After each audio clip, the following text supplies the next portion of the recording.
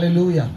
सर्वशक्तिमान परमेश्वर जो हमारे मध्य में मौजूद है, जिस परमेश्वर से आप मिलने के लिए आए हैं, जो परमेश्वर हमारे साथ रहता है, जो परमेश्वर हमारे जीवनों में कार्य करता है, जिस परमेश्वर ने हमारे जीवनों को बदल दिया, उसने हमारे जीवनों को एक नया जीवन दिया। हमारे जीवन में एक नया जीवन आया, हमारे जीवन में एक नई सामर्थ आई, हमारे जीवन में हम उसने अनंत छुटकारा दिया और हमें उसने अनंत मिरास दी। हम उस परमेश्वर का धन्यवाद करते हैं। सभी जन बोले आमीन। हालेलुया। आज के वचन में हम चलेंगे। मैं आपको बताना चाहता हूं, आज का वचन है आवर मीडिएटर, हमारा मध्यस्थ। हमारा मध्यस्थ कौन है? हमारा मध्यस्थ कौन है? बोलिए, आवाज नहीं आ रही। प्रभु यीशु मसीह। आमीन। हालेलुया। कैसे वो हमारा मध्यस्थ है, वो हमारे लिए कैसे काम करता है, यह आपको पता होना चाहिए। जब आपको इस बात का पता चल गया, आपके अंदर एक ऐसी बोल्डनेस आएगी, एक ऐसी हिम्मत आएगी, आप हिम्मत के साथ प्रार्थना कर सकेंगे, आप ताकत के साथ प्रार्थना कर सकेंगे। आपकी प्रार्थना का फल आएगा, आपकी प्रार्थना बेफल नहीं होगी, आपकी प्रार्थना का उत्तर आएगा, स्वर्ग से उत्तर आएगा। आज आप प्रार्थना करेंगे, आप प्रार्थना का फल देखेंगे जब आप अपने मीडिएटर को समझ जाएंगे, जब अपने महायाजक को समझ जाएंगे। आमीन, आमीन, हालेलुया, हालेलुया। लिसन प्रियो, ध्यान से सुनना, आज के वचन को आप ध्यान से सुनना। आपने प्रभु यीशु मसीह को किस रूप में देखा है? बहुत से लोगों ने यीशु मसीह को देखा है, वो गरीबी से आजाद कर दिया। अब आपके लिए वो गरीबी से आजाद करने वाला खुदा है। बहुत से लोगों को प्रभु ने बीमारियों से आजाद कर दिया, उनके लिए वो बीमारियों से आजाद करने वाला खुदा है।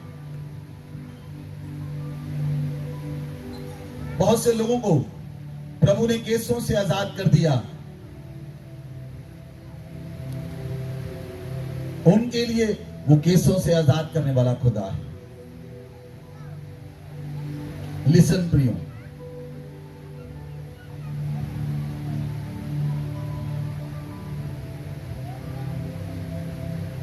आपका कर्जा कोई दूसरा व्यक्ति भी उतार सकता है। आपको चंगाई किसी और रूप में मिल सकती है, आपके केसों को कोई और भी आजाद कर सकता है। फिर यीशु मसीह जो है, उसका असली रूप आपने देखा ही नहीं। उसका असली रूप को नहीं देखा। आज मैं उसको असली रूप को आपको दिखाने के लिए जा रहा हूं।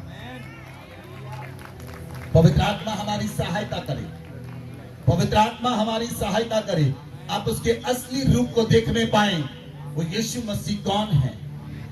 आमीन, हालेलुया, हालेलुया। लिसन प्रियो, 1993 में एक कॉन्ट्रैक्ट हुआ इजराइल के अंदर और फिलिस्तीन के अंदर। जो पैलेस्टाइन है और इजराइल है, उसके अंदर 1993 में कॉन्ट्रैक्ट हुआ। बहुत सालों से ये दोनों देश लड़ते आ रहे थे, एक दूसरे के साथ युद्ध कर रहे थे। लेकिन 1993 के अंदर एक मीडिएटर के द्वारा, एक मीडिएटर इनके बीच में आया, इनके बीच में कॉन्ट्रैक्ट हुआ, आप दोनों देश कभी नहीं लड़ेंगे,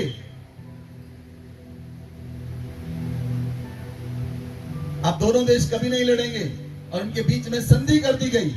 आज देखिए, आज इजराइल और पैलेस्टाइन का युद्ध चल रहा है। वो जो मीडिएटर था, वो कुछ समय के लिए उस चीज को रोक पाया, लेकिन सदा के लिए उस चीज को रोक नहीं पाया। वो कॉन्ट्रैक्ट टूट गया, वो संधि टूट गई।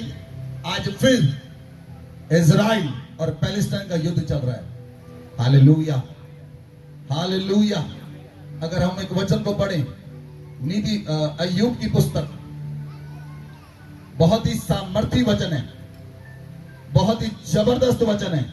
जब परमेश्वर ने मुझे वचन दिया, मैंने कहा ये तो बहुत ही सामर्थी वचन है।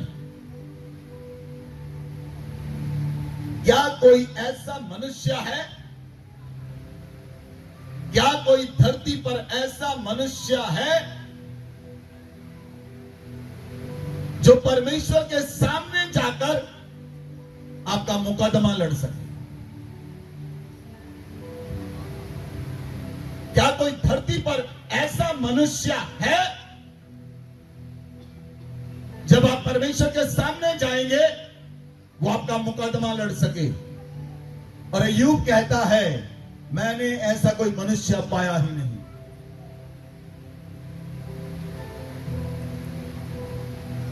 Hallelujah, hallelujah.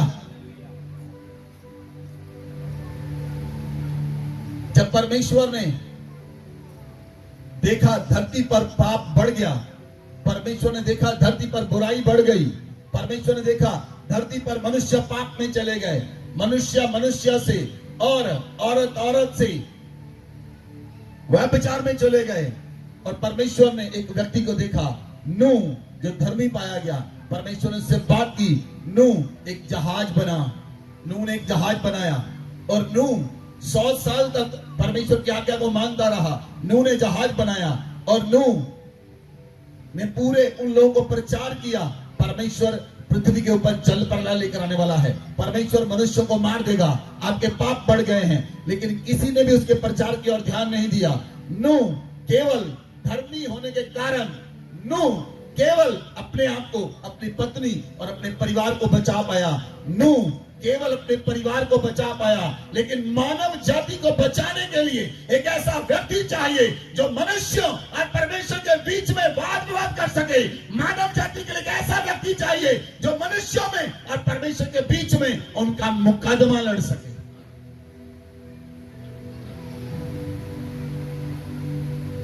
Hallelujah, hallelujah.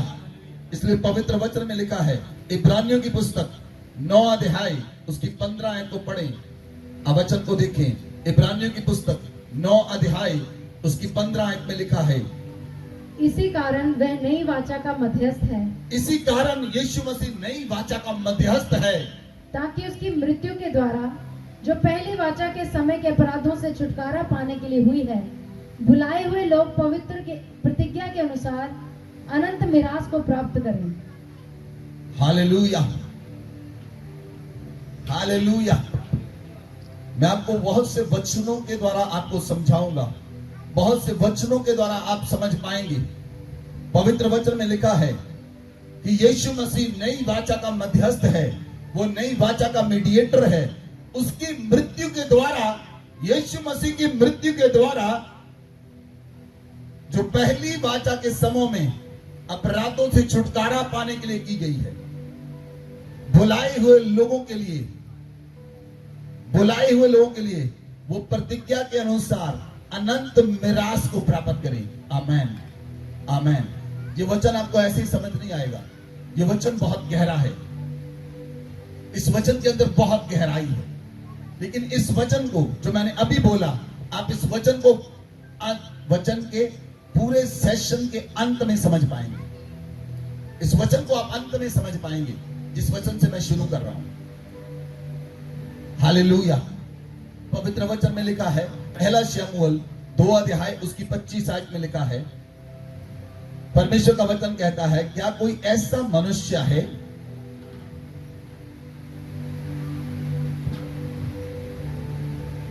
पहला शमूएल 2 अध्याय उसकी 25 आयत। यदि एक मनुष्य दूसरे मनुष्य का अपराध करे तब तो परमेश्वर उसका न्याय करेगा, परंतु यदि कोई मनुष्य यहोवा के विरुद्ध पाप करे तो उसके लिए कौन विनती करेगा?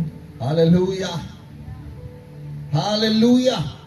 लिसन, लिसन प्रियो, यदि कोई मनुष्य के विरोध में पाप करे तो परमेश्वर उसका न्याय करेगा। लेकिन अगर कोई मनुष्य परमेश्वर के विरोध में पाप करे तो उसका न्याय कौन करेगा?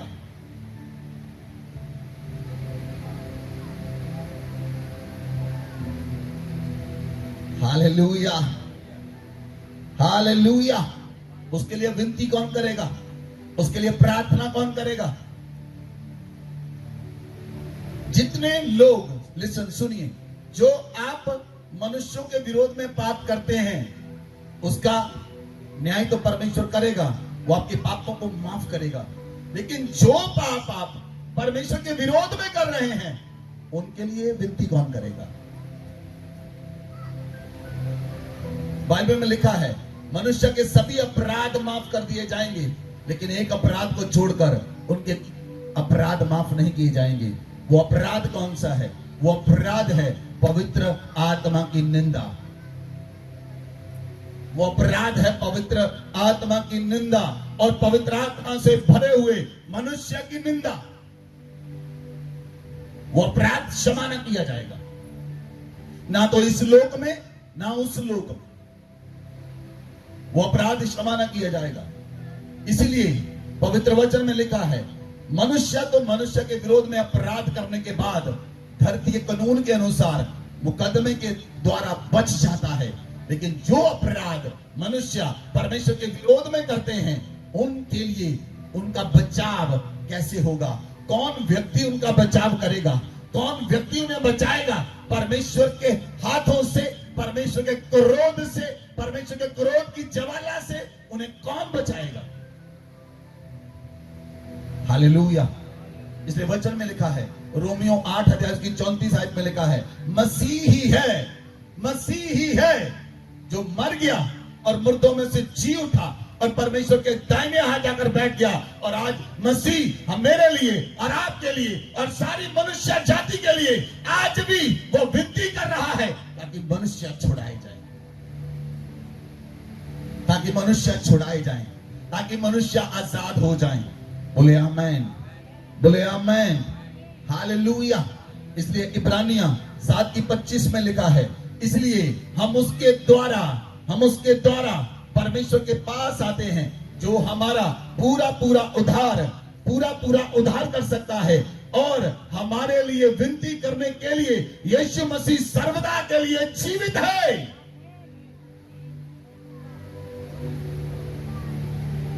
अब इब्रानिया 7:25 पढ़े, इब्रानिया 7:25 आज पढ़े। बहुत ही जबरदस्त और पावरफुल वर्स है। इसीलिए जो यीशु मसीह के द्वारा परमेश्वर के पास आते हैं, इसलिए जो यीशु मसीह के द्वारा परमेश्वर के पास आते हैं, वह उनका पूरा उद्धार कर सकता है। यीशु मसीह आपका पूरा उद्धार कर सकता है, क्योंकि यीशु मसीह उनके लिए विनती करने को सर्वदा जीवित है। क्योंकि यीशु मसीह आपके लिए प्रार्थना करने के लिए, आपके लिए विनती करने के लिए, आपके लिए इंटरसेशन करने के लिए यीशु मसीह सर्वदा के लिए जीवित है। Hallelujah, hallelujah. आपको मनुष्य, धरती पर जितने मनुष्य मिलेंगे, जब वो मनुष्य मर जाते हैं तो दूसरे मीडिएटर को ढूंढते हैं लोग, लेकिन यीशु मसीह मर गया, मुर्दों में से जी उठा और परमेश्वर के दाहिने हाथ जाकर बैठ गया। आज भी यीशु मसीह मेरे लिए और आपके लिए आज भी वो प्रार्थना कर रहा है ताकि आप पापों से आजाद हो जाएं। जो लोग यीशु मसीह में आते हैं, आने के बाद भी लोग पाप करते हैं। हाँ जना,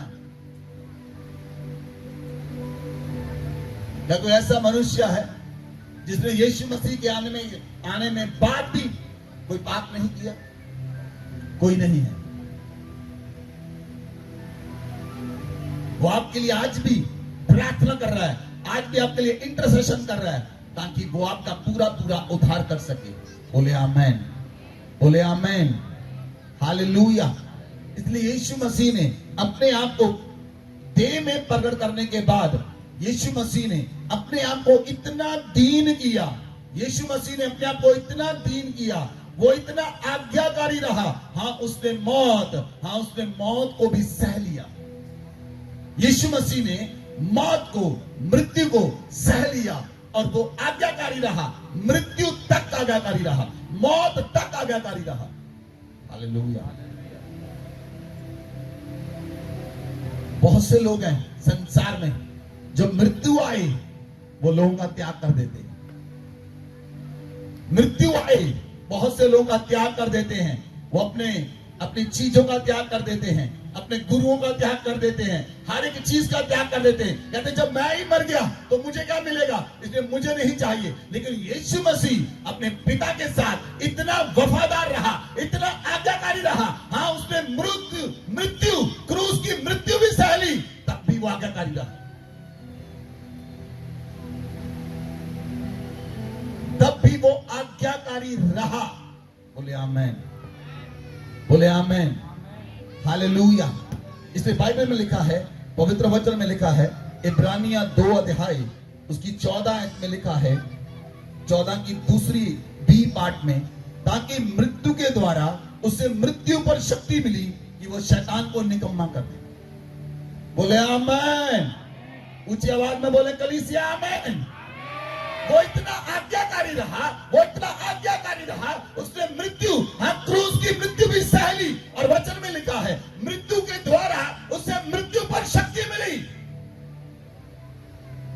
मृत्यु के द्वारा, यीशु मसीह की अपनी मृत्यु के द्वारा उसने मृत्यु पर शक्ति मिली और उसने शैतान को निकम्मा कर दिया, उसके सारे हथियार तोड़ दिए, उसके हथियारों को निकम्मा कर दिया और शैतान को निकम्मा कर दिया। मृत्यु के द्वारा यीशु मसीह ने शैतान को निकम्मा कर दिया। बोले आमेन। यीशु मसीह संपूर्ण मनुष्य थे और यीशु मसीह संपूर्ण परमेश्वर थे। बोले आमेन, हालेलुया। यीशु मसीह संपूर्ण मनुष्य थे और यीशु मसीह संपूर्ण परमेश्वर थे।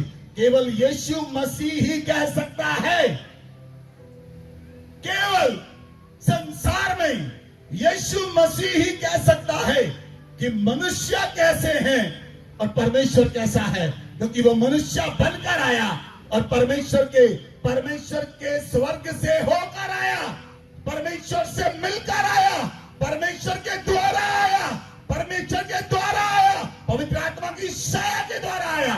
वो परमेश्वर को भी जानता है, वो मनुष्यों को भी जानता है। वो 100% मनुष्य है और वो 100% परमेश्वर है, इसलिए वो मनुष्यों को भी जानता है और वो परमेश्वर को भी जानता है। इसलिए केवल यीशु मसीह ही मनुष्यों और परमेश्वर और मनुष्यों के बीच में मीडिएटर हो सकता है, क्योंकि उसके अलावा कोई परमेश्वर को सही रीति से जानता ही नहीं। Hallelujah, hallelujah. वचन में लिखा है, इब्रानियों की पुस्तक 4 अध्याय उसकी 14 और 15 आयत पढ़ी। इसलिए जब हमारा ऐसा बड़ा महायाजक है जो स्वर्गों से होकर गया है, अर्थात परमेश्वर का पुत्र यीशु, तो आओ हम अपने अंगीकार को दृढ़ता से थामे रहें, क्योंकि हमारा ऐसा महायाजक नहीं जो हमारी निर्बलताओं में हमारे साथ दुखी ना हो सके, वरन वह सब बातों में हमारे समान परखा तो गया तो भी निष्पाप निकला। हालेलुया। बाइबल कहती है हमारा ऐसा महायाजक है जो स्वर्ग से होकर आया है। बोले आमेन। कहां से आया यीशु मसीह? पवित्र वचन क्या कहता है? पौलुस क्या कहता है? कहता हमारा ऐसा महायाजक है जो स्वर्ग से होकर आया है। अरे ऊंची आवाज में बोले आमेन। हमारा ऐसा महायाजक है जो स्वर्ग से होकर आया है। क्या किसी ने दावा किया मैं स्वर्ग से आया हूं? और वो कहता है मैं केवल स्वर्ग से ही नहीं, स्वर्गों से होकर आया हूं। हालेलुया। ऐसा महायाजक है जो दावा करता है, इस बात का दावा करता है मैं स्वर्गों से आया हूं। और वचन कहता है वो परमेश्वर का पुत्र यीशु, हम आओ उसके अंगीकार को दृढ़ता से थामे रहें, हम उसके अंगीकार को दृढ़ता से थामे रहें। बोले आमेन, बोले आमेन। क्योंकि हमारा ऐसा महायाजक नहीं जो हमारी निर्बलताओं में हमारे साथ दुखी नहीं हुआ, वो हमारी निर्बलताओं में हमारे साथ दुखी हुआ। और परमेश्वर का वचन कहता है वो सब बातों में हमारे समान परखा गया और वो निष्पाप निकला, उसके अंदर कोई पाप नहीं था। आमेन, आमेन, हालेलुया। और इब्रानिया 7:26 में लिखा है हमारा महायाजक ऐसा महायाजक है जो पवित्र है, जो निर्दोष है, जो निष्कलंक है और जो पापियों से अलग है और जो स्वर्गों से भी ऊंचा किया गया। हमारा ऐसा महायाजक है जो पवित्र है, निष्कलंक है, निर्दोष है, पापियों से अलग है और वो स्वर्गों से ऊंचा किया गया है। आमीन, आमीन। अगर आप इब्रानिया 7:26 में देखें तो वहां पर लिखा है, वह स्वर्ग से भी ऊंचा किया हुआ हो। वह स्वर्ग से भी ऊंचा किया गया है, क्योंकि परमेश्वर स्वर्ग में नहीं रहता, इसलिए वो स्वर्ग से ऊंचा किया गया। आमीन, आमीन, हालेलुया। इसलिए इब्रानिया 4:16 में लिखा है, मैं आपको समझा रहा हूं, आप वचन को जब पढ़ेंगे, वचन जैसे लिखे हुए पवित्र आत्मा के द्वारा आप वचनों के संग्रह को समझ सकते हैं, कौन सा वचन किसके साथ कनेक्ट होता है। इब्रानिया 7:26, उसके बाद इब्रानिया 4:16 पढ़ें। इसलिए आओ हम अनुग्रह के सिंहासन के निकट, इसलिए यीशु मसीह जो पवित्र है, निष्कलंक है, निर्दोष है, पापियों से अलग है, स्वर्ग से ऊंचा किया गया, इसीलिए आओ हम अनुग्रह के सिंहासन के निकट हियाव बांध कर चले। इसीलिए आप अनुग्रह के सिंहासन के निकट हियाव बांध कर आ सकते हैं, क्योंकि आपका महायाजक पापी नहीं है, आपका महायाजक पवित्र है, आपका महायाजक निष्कलंक है, आपका महायाजक निर्दोष है, आपका महायाजक पापियों से अलग है, आपका महायाजक स्वर्ग से ऊंचा किया गया है। इसीलिए हमें अनुग्रह के सिंहासन के पास आने का अधिकार मिला है, इसीलिए अधिकार मिला है। पढ़े, इस वचन को पढ़े। इसलिए आओ हम अनुग्रह के सिंहासन के निकट हियाव बांध कर चले कि हम पर दया हो और वह अनुग्रह पाए जो आवश्यकता के समय हमारी सहायता करे। Hallelujah, hallelujah.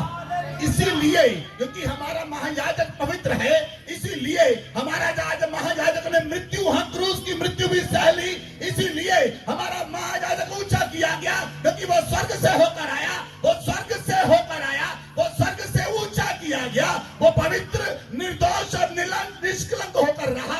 इसीलिए आप अनुग्रह के सिंहासन के निकट आ सकते हैं, क्योंकि हमारा महायाजक निष्पाप है। हमें इसलिए हियाव हुआ है, हमारी इसलिए हिम्मत बनी है, हम अनुग्रह के सिंहासन के सामने, हम परमेश्वर के सिंहासन के सामने आ सकते हैं और परमेश्वर से बात कर सकते हैं। बोले आमीन, हालेलुया, हालेलुया। आज मैं आपको बताऊंगा किस व्यक्ति की प्रार्थनाएं सुनी जाती है और किस व्यक्ति की प्रार्थनाएं सुनी नहीं जाती। आज का वचन आपको पूरी तरह से साफ कर देगा, पूरी तरह से क्लियर कर देगा। बहुत से लोगों के मन में ये क्षमता रहती है, हमारी प्रार्थनाएं क्यों सुनी नहीं जाती, हमारी प्रार्थना का उत्तर क्यों नहीं आता। लेकिन आज का वचन आपको साफ कर देगा किस व्यक्ति की प्रार्थनाएं सुनी जाती हैं और उसकी प्रार्थनाएं क्यों सुनी जाती हैं, और उसकी प्रार्थनाएं परमेश्वर के सिंहासन के सामने पहुंचती हैं। Hallelujah, hallelujah, hallelujah. क्योंकि हमारा महायाजक हमें दोषी नहीं ठहराता, क्योंकि हमारा महायाजक हमें, यीशु मसीह हमें दोषी नहीं ठहराता। धरती पर जितने भी लोग आए उन्होंने पापियों को मार दिया, पापियों का नरसंहार कर दिया, लेकिन हमारा महायाजक वो आपको पापी नहीं कहता, वो आपको दोषी नहीं कहता, वो आपको गुनहगार नहीं कहता, वो आपको अधर्मी नहीं कहता, वो आपको शंकाओं में गिरा हुआ, वो आपके पाप में गिरा हुआ नहीं कहता। वो आपको कहता तू दोषी नहीं है। आपके पाप के अंदर देखने पर भी वो आपको दोषी नहीं मानता। Hallelujah, hallelujah.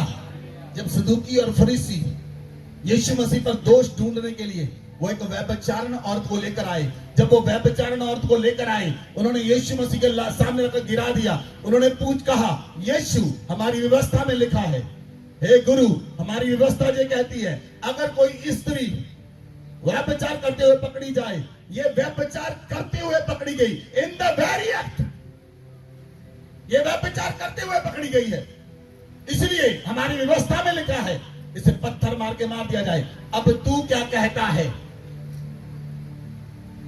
अब वो स्त्री पाप कर रही थी, वो स्त्री पाप करते हुए पकड़ी गई, वो पाप करते हुए पकड़ी गई। उसे यीशु के सामने लेकर आए। यीशु ने कहा, तुम में से जिस व्यक्ति ने पाप ना किया हो वो पहला पत्थर मारे, और वो सारे लोग चले गए। यीशु मसीह धरती पर लिखने लगा, सब लोग चले गए। यीशु ने उस औरत से पूछा, क्या तुझे किसी ने दोषी नहीं ठहराया? पहले सब लोग यीशु के सामने उसे दोषी मानकर लेकर आए थे, लेकिन यीशु का एक वचन, यीशु का एक वचन, यीशु का एक वचन उस औरत को निर्दोष ठहरा गया। उसने कहा, वो पत्थर मारे जिसने कोई पाप ना किया हो, और वो सभी पत्थर छोड़कर चले गए। और उस औरत से यीशु ने पूछा, क्या तुझे किसी ने दोषी नहीं ठहराया? उसने कहा, नहीं प्रभु। प्रभु ने कहा, जा, मैं भी तुझे दोषी नहीं ठहराता, फिर से पाप मत करना। हमारा ऐसा महायाजक है जो आपके पापों में, आपके गुनाहों में आपको दोषी नहीं ठहराता, बल्कि आपको अपने सीने से लगाकर, आपको अपने लहू से साफ करके, आपको पवित्र करके, आपको निष्कलंक करके, आपको शुद्ध करके, आपको पवित्र करके वो परमेश्वर के सामने खड़ा करता है।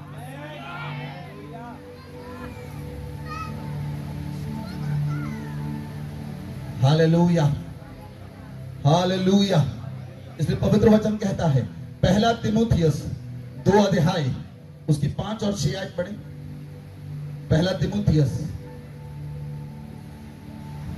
क्योंकि परमेश्वर एक ही है, और परमेश्वर और मनुष्यों के बीच में भी एक ही बिचवई है, अर्थात मसीह यीशु जो मनुष्य है, जिसने अपने आप को सबके छुटकारे के दाम में दे दिया, और उसकी गवाही ठीक समय पर दी गई।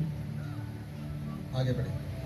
मैं सच कहता हूँ, झूठ नहीं बोलता, कि मैं इसी उद्देश्य से प्रचारक और प्रेरित और अन्य जातियों के लिए विश्वास और सत्य का उपदेशक ठहराया गया। Hallelujah, hallelujah.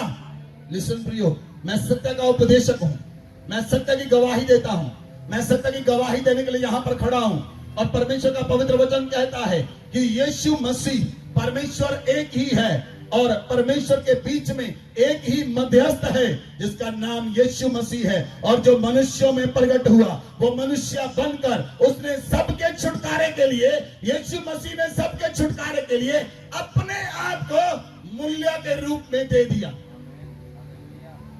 उसने अपने आप को मूल्य के रूप में दे दिया। बोले आमीन, हालेलुया। जब आप घर को खरीदते हैं, आप इंडिया में जब फॉरेन में घर को खरीदते हैं, आपको घर खरीदने के लिए लाखों रुपया चाहिए, 20 लाख, 40 लाख, 50 लाख, 1 करोड़, 2 करोड़। अगर फॉरेन में घर खरीदा जाए तो 4 करोड़, 5 करोड़ रुपया चाहिए। तो यीशु मसीह कहता है, मैंने तेरे घर को खरीद लिया, और उसका मूल्य मेरा लहू है जो मैंने तेरे लिए अदा कर दिया। अब तू पापी नहीं है, अब तू गुनहगार नहीं है, अब तू पवित्र है। तेरे दोष मैंने अपने ऊपर ले लिए, तेरे पाप मैंने अपने ऊपर ले लिए, तेरा अधर्म मैंने अपने ऊपर ले लिया, तेरी बीमारियां मैंने अपने ऊपर ले ली, तेरी गुलामी मैंने अपने ऊपर ले ली, तेरा कर्जा मैंने अपने ऊपर ले लिया, और तेरी मौत भी मैंने अपने ऊपर ले ली। तेरी मौत मैंने अपने ऊपर ले ली, और उसने आपका मूल्य अदा कर दिया। आपकी मौत का मूल्य यीशु का लहू है। आमीन। वो बहाया जा चुका है। जब आपकी मौत का मूल्य दे दिया गया, अब आपको कौन मार सकता है? इसलिए पौलुस कहता है, पहला कुरिन्थियों 15 अध्याय उसकी 55 आयत में कहता है, हे मृत्यु, अब तेरा ढंग कहाँ है? हे मृत्यु, अब तेरी जय कहाँ है? क्योंकि जय ने मृत्यु को निगल लिया। हमारे महायाजक ने मृत्यु को निगल लिया है, हमारे महायाजक ने मृत्यु को निगल लिया है। हालेलुया। लिसन, लिसन प्रियो, लिसन, ध्यान से सुनो। हमारा महायाजक ऐसा महायाजक है जिसने आपकी मृत्यु के बदले अपने आप को दे दिया। बोले आमीन। और वचन कहता है, जब अय्यूब का एक दोस्त अलीहू अय्यूब के साथ बात करता है, तो अलीहू कहता है, अय्यूब की पुस्तक 33 अध्याय, अय्यूब की पुस्तक 33 अध्याय उसकी 23 और 24 वर्ष को जब हम देखेंगे, यदि उसके लिए कोई बिचौई स्वर्गदूत मिले जो 1000 में से एक ही हो, जो भावी कहे और जो मनुष्य को बताए कि उसके लिए क्या ठीक है, तो वह उस पर अनुग्रह करके कहता है, उसे गड्ढे में जाने से बचा ले, मुझे छुड़ौती का दाम मिल गया है। अब मुझे नहीं पता कितने लोगों को समझ आई इस वचन की, लेकिन जब ये वचन खुलेगा आप आजाद हो जाएंगे। जब ये वचन खुलेगा आपके ऊपर प्रकाश हो जाएगा। जब ये वचन खुलेगा आप पूरी तरह से स्वतंत्र हो जाएंगे और आपकी प्रार्थनाएं करना आपके लिए स्वतंत्र हो जाएगा। आप आजाद हो जाएंगे, क्योंकि वचन के खुलने से प्रकाश होता है और भोले लोग समझ प्राप्त करते हैं। बोले आमेन, बोले आमेन, हालेलुया। अलीहू जो है वो अय्यूब से कहता है, अलीहू अय्यूब से कहता है,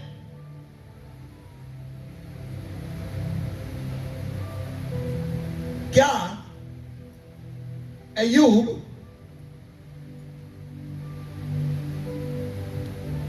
अलीहू कहता है, अगर कोई अय्यूब के लिए मध्यस्थ स्वर्गदूत मिल जाए, क्योंकि अय्यूब किसमें था? बोलिए, अय्यूब किसमें था? बीमारी में। अय्यूब का शरीर फोड़ों के साथ छलनी हो चुका था। और अय्यूब का दोस्त अलीहू कहता है, अगर कोई अय्यूब के लिए मीडिएटर स्वर्गदूत मिल जाए, मीडिएटर स्वर्गदूत मिल जाए जो हजारों में से एक हो, जो स्वर्गदूत हजारों में से एक हो, और वो स्वर्गदूत भविष्यवाणी करे, वो स्वर्गदूत भविष्यवाणी करे, और वो स्वर्गदूत अय्यूब के ऊपर सच्चाई प्रकट करे, अय्यूब के ऊपर सच्चाई प्रकट करे, और जो कुछ ठीक है वही बताए, और उस पर अनुग्रह करके, अय्यूब पर अनुग्रह करके उसे गड्ढे में से बाहर निकाल ले। मीन्स अय्यूब पर अनुग्रह करके उसे कब्र में से बाहर निकाल ले, और उसके प्राण के लिए मूल्य अदा कर दे। उसके प्राण के लिए कोई स्वर्गदूत मिले जो उसे कब्र में से बाहर निकाल ले और उसके प्राण के लिए मूल्य अदा कर दे और कहे, अय्यूब तेरे प्राण का मूल्य मिल गया है और तू आजाद है। ये कोई स्वर्गदूत ने नहीं किया। अबे हमें एक ऐसा महायाजक मिला, उस महायाजक ने हमें इस महायाजक मिला, उस महायाजक ने वो हमारा मीडिएटर बना। उसने हमारे लिए भविष्यवाणी की। उसने कहा, मैं लोगों के हाथ से पकड़वाया जाऊंगा, मैं उनके हाथों से पकड़वाया जाऊंगा और वो मुझे मारेंगे, मेरे हाथों में कील ठोक देंगे, मेरे पांवों में कील ठोक देंगे, मेरे सिर पर कड़वा तार डालेंगे, मुझे कोड़े मारेंगे, मुझे क्रूस पर चढ़ा देंगे और मैं मर जाऊंगा और मैं मरकर 3 दिन कब्र में रहूंगा और कब्र से जी उठूंगा और तुम्हारे लिए फिर वापस आऊंगा। और वो अलीहू कहता है, और कोई स्वर्गदूत मिले, ऐसा स्वर्गदूत मिले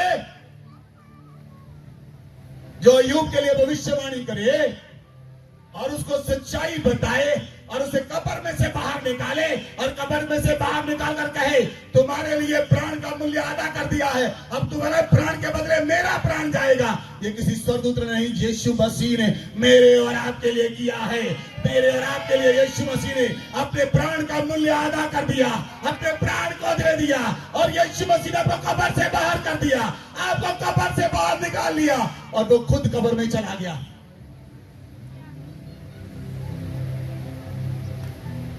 हमारा महायाजक ऐसा है जिसने मेरी कब्र में मुझे जाना था, उसमें यीशु मसीह चला गया। अब वो कब्र यीशु मसीह चला गया और यीशु मसीह उस कब्र में से जी भी उठा और स्वर्ग में पिता के दाहिने हाथ चला गया। अब उस कब्र में मुझे जाने की जरूरत नहीं। और जब मैं जाऊंगा मुझे कब्र में जाने की जरूरत नहीं, क्योंकि मेरी कब्र का मूल्य यीशु ने दे दिया, यीशु का लहू बह गया। अब मुझे कब्र में नहीं जाऊंगा, जब मैं जाऊंगा तो यीशु के पास जाऊंगा, जो पिता के दाहिने हाथ बैठा है, स्वर्ग में पिता के साथ विराजमान है, वो मेरे लिए प्रार्थना कर रहा है।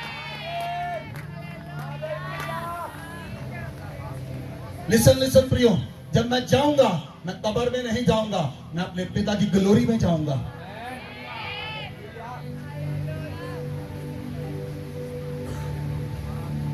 क्या आप समझ पा रहे हैं वचन को? क्या आप समझ पा रहे हैं वचन को? इसलिए जो आज मनुष्य प्रचार कर रहे हैं, यीशु मसीह तुम्हें चंगा करेगा, यीशु मसीह तुम्हें आशीष देगा, ये बहुत छोटी सी बातें हैं। यीशु मसीह मेरी कब्र में चला गया, अब मुझे मरने की जरूरत नहीं।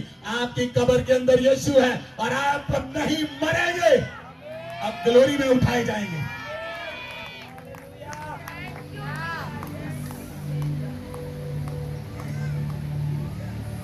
Hallelujah, hallelujah. वचन कहता है आने वाले समय में लोग ऐसे ढूंढेंगे सेवकों को जो उनकी कानों की खुजली को मिटाएंगे, लेकिन सच्चाई के द्वारा मनुष्यों का उद्धार होता है। सत्य जब प्रकट होता है तो मनुष्य अपनी आत्मा में उद्धार को प्राप्त करता है। सत्य के द्वारा अपनी आत्मा का उद्धार होता है, लेकिन मनुष्य केवल संसार की चीजों को प्राप्त करने के लिए इधर उधर घूमते रहते हैं।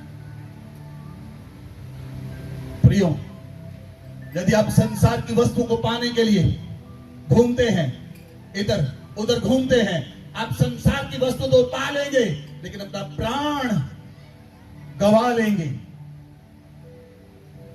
प्रभु ने कहा यदि मनुष्य सारा संसार भी कमा ले, अपना ही प्राण गवा ले, उसे क्या लाभ हुआ? उसे क्या लाभ हुआ? इसलिए आशीषों का प्रचार, ब्लेसिंग्स का प्रचार, ब्लेसिंग लेने के लिए घूमना, आशीष लेने के लिए घूमना, भविष्यवाणी लेने के लिए घूमना, अपने शरीर में चंगाई लेने के लिए घूमना, ये छोटी सी बात है, लेकिन जिस परमेश्वर के पुत्र ने आपके प्राण की छुड़ौती के लिए अपना मूल्य, अपना लहू दे दिया, उसने आपको कब्र में से आजाद कर लिया। उसने आपको कब्र में से आजाद कर लिया और आपको ग्लोरी में पहुंचा दिया। बोले आमेन, बोले आमेन, बोले आमेन। लिसन लिसन लिसन, अब मैं उस ग्लोरी में हूं जो यीशु मसीह के पास है। अब मैं उस ग्लोरी में हूं, बोलिए, अब मैं उस ग्लोरी में हूं, अब मैं उस महिमा में हूं जो यीशु मसीह के पास है, जो स्वर्ग में है। आमेन।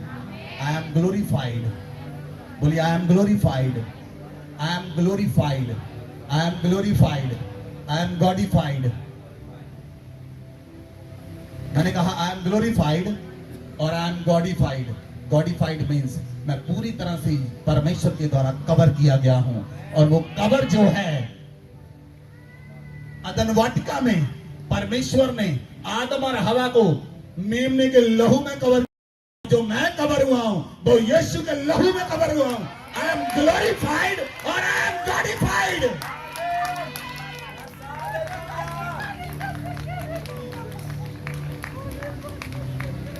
रखा साफल होरा बहा सखतल बाली आंगलो रखा बलहानिया बाबा बरगा जगरबा बलोनिया मीरो को जगरबा।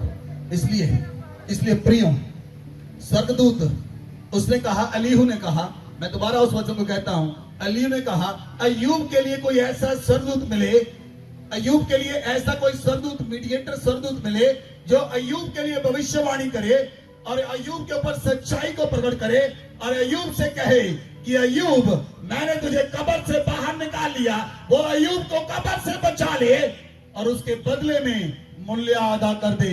वो कोई स्वर्गदूत नहीं, वो यीशु मसीह ने किया है। यीशु मसीह अय्यूब की कब्र में चला गया और अय्यूब को आजाद कर दिया। यीशु मसीह आपकी कब्र में चला गया, आपको आजाद कर दिया। आपकी कब्र में यीशु मसीह है, आपकी कब्र में यीशु मसीह है। आपकी कब्र खाली है क्योंकि यीशु की कब्र खाली है। यीशु की कब्र में मैं था, यीशु जी उठा, मैं भी जी उठा। मेरी कब्र भी खाली है क्योंकि मेरी कब्र में यीशु मसीह था। मेरी कब्र से यीशु जी उठा क्योंकि मेरी कब्र भी खाली है, यीशु की कब्र भी खाली है।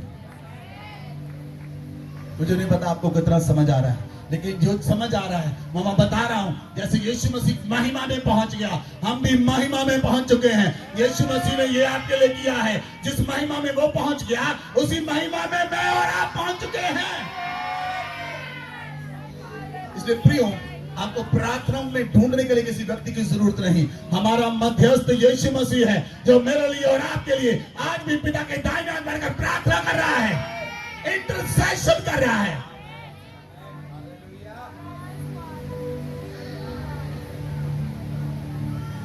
हालेलुया। इसलिए यीशु मसीह ने कहा, यीशु मसीह का राह मैं हूं। यीशु मसीह का स्वर्ग जाने का राह मैं हूं। स्वर्ग की सच्चाई, तुम्हारी मौत की सच्चाई, तुम्हारे जीवन की सच्चाई, तुम्हारे स्वर्ग जाने की सच्चाई, जो कभी बदल ही नहीं सकती, जो कभी नहीं बदल सकती, वो सच्चाई है। जो बदल जाता है वो झूठ है। सच्चाई कभी नहीं बदलती। इसलिए यीशु मसीह ने कहा, राह, सच्चाई और जीवन मैं हूं, और मेरे बिना कोई पिता के पास पहुंच नहीं सकता। बोले आमेन। यीशु मसीह जानता है मेरे बिना कोई पिता के पास पहुंच नहीं सकता। इसलिए यीशु मसीह मर गया और तीसरे दिन जी उठा और पिता के पास पहुंच गया, ताकि जब हम ग्लोरी में जाएं तो यीशु मसीह हमें पिता के पास खींच ले। Hallelujah, hallelujah. बोले I am glorified, I am godified. Amen, amen. इसलिए वचन में लिखा है, पहला यूहन्ना 2 अध्याय उसकी 1 आयत में लिखा है, हे मेरे बालकों, तुम्हारे लिए लिखा गया है, तुम पाप ना करो। इसलिए यीशु मसीह कहता है, हे मेरे बालकों, तुम्हारे लिए लिखा गया है, तुम पाप ना करो। यदि कोई पाप भी करे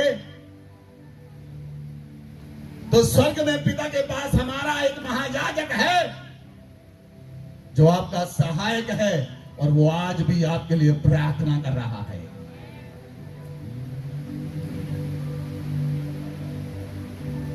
लिसन लिसन प्रियो, मेरी ओर ध्यान से देखें, मेरी ओर ध्यान से देखिए सभी जन। छोड़े इधर, ध्यान छोड़े, लिसन। बपतिस्मा लेने के बाद जब मनुष्य पाप करते हैं तो उसके दोस्त, कभी कभी आपके दोस्त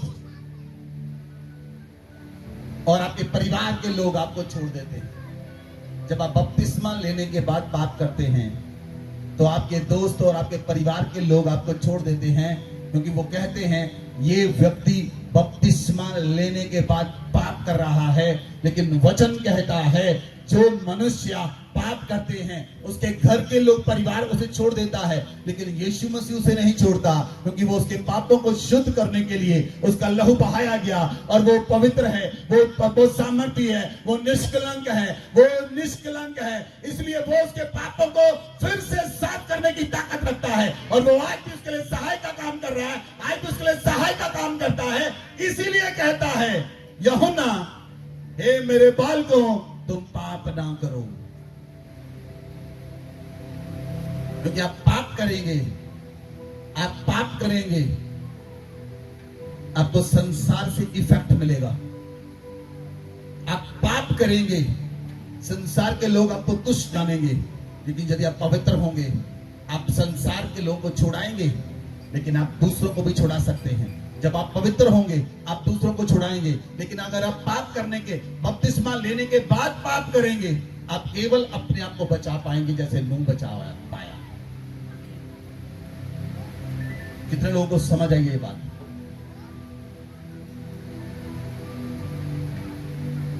आप बच जाएंगे, लेकिन चलते चलते आप बच जाएंगे लेकिन चलते चलते, लेकिन आप किसी को बचा नहीं पाएंगे। लेकिन यदि आप पवित्र, निष्कलंक, निर्दोष रहकर बिना पाप के आप परमेश्वर के साथ चलेंगे, आप हजारों, लाखों, करोड़ों लोगों को बचाने के लिए माध्यम बन जाएंगे। आमेन, आमेन। लिसन, जो व्यक्ति यीशु मसीह के साथ रहता है वो पाप नहीं करता। बोलिए, जो यीशु के साथ रहता है, अपने पड़ोसी को बताएं, जो यीशु के साथ रहता है वो पाप नहीं करता। जो यीशु के साथ रहता है वो पाप नहीं करता। आप अपने पड़ोसी को बताएं, अपना बताइए उसे, बताएं। जो यीशु के साथ रहता है वो पाप नहीं करता। जो पाप करता है वो यीशु के साथ नहीं है।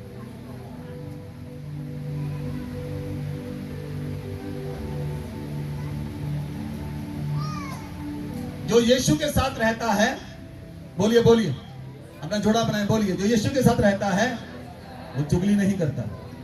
जो चुगली करता है वो यीशु के साथ नहीं है। जो लड़ाई करता है वो यीशु के साथ नहीं है। जो झगड़ा करता है वो यीशु के साथ नहीं है। जो वैर करता है वो यीशु के साथ नहीं है। जो विरोध करता है वो यीशु के साथ नहीं है। जो यीशु के साथ है वो प्रेम करता है, सबसे प्रेम करता है, सबसे प्रेम करता है, क्योंकि प्रेम अनेक पापों को ढांक देता है।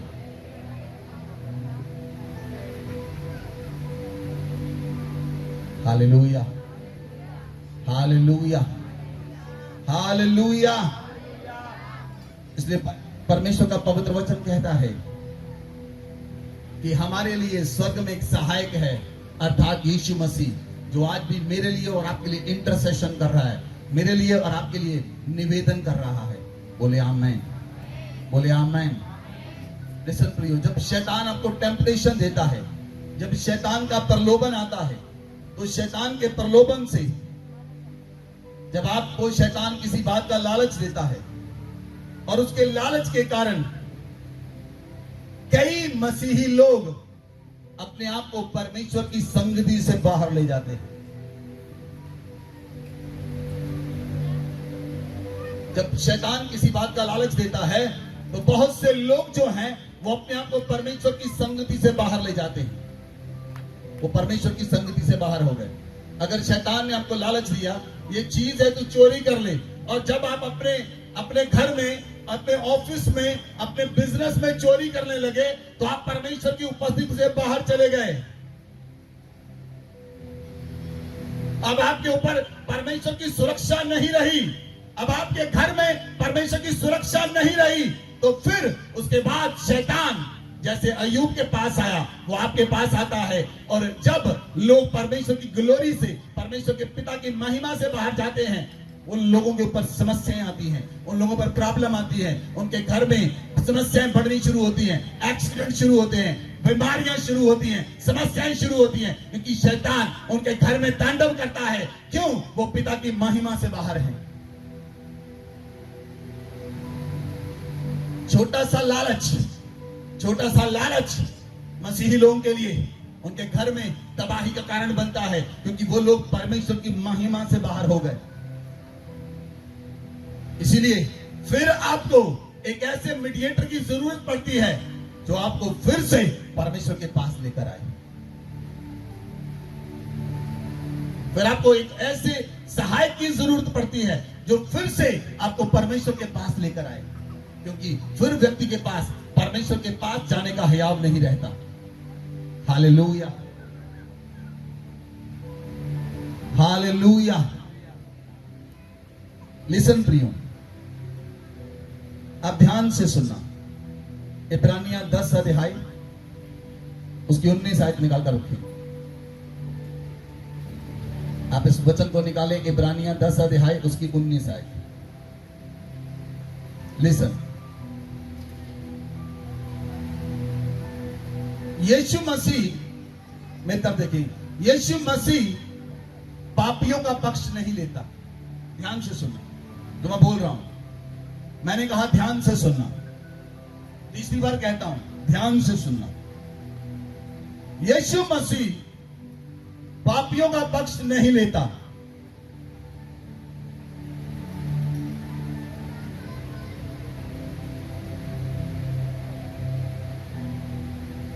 क्योंकि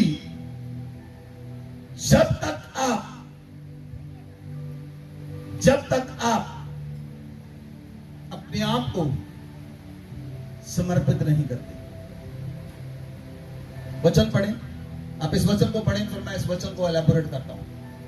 इसलिए हे भाइयों, जब हमें यीशु के लहू के द्वारा उस नए और जीवते मार्ग से पवित्र स्थान में प्रवेश करने का हियाव हो गया है, जो उसने पर्दे अर्थात अपने शरीर में से होकर हमारे लिए अभिषेक किया है, और इसलिए कि हमारा ऐसा महान याजक है जो परमेश्वर के घर का अधिकारी है, तो आओ हम सच्चे मन और पूरे विश्वास के साथ और विवेक का दोष दूर करने के लिए हृदय पर छिड़काव लेकर और देह को शुद्ध जल से धुलवाकर परमेश्वर के समीप जाएं। हालेलुया, बोले हालेलुया। लिसन प्रियो, यीशु मसीह पापियों का पक्ष नहीं लेता। जब तक पापी अपने हृदय पर, अपने विवेक पर यीशु मसीह के लहू का छिड़काव नहीं लेता। ध्यान से सुनना, जब आपके हृदय पर यीशु के लहू का छिड़काव आता है, जब आपका हृदय और आपका मन और आपका विवेक, आपका अंतकरण यीशु के लहू के साथ धुल जाता है, तब आप कह सकते हैं, प्रभु मेरा सहायक है, मैं न डरूंगा। लेकिन जब आप पापी हैं और आपका विवेक बुरा है, आपके विवेक में चोरी है, आपके विवेक में नफरत है, आपके विवेक में ईर्ष्या है, आपके विवेक में विरोध है, आपके विवेक में लड़ाइयां हैं, आपके अंतकरण में गुस्सा है, आप परमेश्वर से अलग हैं।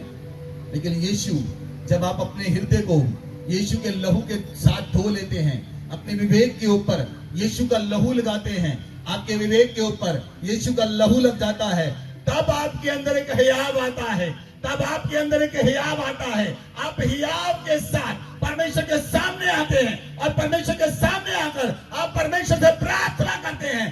तब वो परमेश्वर जब आपके हृदय पर यीशु के लहू का छिड़काव लगा हुआ होता है, वो आपकी प्रार्थना को सुनने के लिए तत्पर खड़ा हो जाता है और आपकी प्रार्थनाएं सुनी जाती हैं और आपकी प्रार्थनाएं परमेश्वर के सिंहासन के सामने पहुंचती हैं, क्योंकि फिर आपको परमेश्वर के सिंहासन के सामने आने का हियाव होता है। आप परमेश्वर के सिंहासन के सामने आते हैं और आप परमेश्वर के सिंहासन के सामने आकर आप मसीह के लहू के द्वारा अपने विवेक को धोते हैं, आप नया बन जाते हैं, आपके अंदर एक नया जीवन आता है। आपके पास एक फिर महायाजक होता है जो परमेश्वर के निकट आपको लेकर जाता है। फिर आप सच्चे हृदय के साथ परमेश्वर के पास जाते हैं, फिर आप पूरे विश्वास के साथ परमेश्वर के पास आते हैं, फिर अपने लहू को, फिर यीशु के लहू के द्वारा आप अपने बुरे विवेक को धोकर परमेश्वर के पास आते हैं और वो परमेश्वर आपको यीशु और उसके वचन के द्वारा आपकी देह को शुद्ध करके आप अपने पास खड़ा करता है और आपकी प्रार्थनाएं सुनी जाती हैं और आपकी प्रार्थनाओं का उत्तर आना शुरू होता है। कितने लोग समझ पाए इस बात को? इसलिए प्रियो, जब आपके हृदय पर यीशु का लहू लग गया और आपका हृदय शुद्ध हो गया, अब आप लड़ नहीं सकते, नहीं लड़ सकते, क्योंकि आपका हृदय शुद्ध है और शुद्ध हृदय से लड़ाई नहीं निकल सकती। अब आप चोरी नहीं कर सकते, आपका हृदय शुद्ध है, शुद्ध हृदय से चोरी नहीं निकलती। अब आप वैर नहीं कर सकते, अब आप विरोध नहीं कर सकते, अब आप नफरत नहीं कर सकते, अब आप किसी के विरोध में खड़े नहीं हो सकते, क्योंकि आपका हृदय शुद्ध है और आपका विवेक यीशु के लहू के साथ धुल चुका है।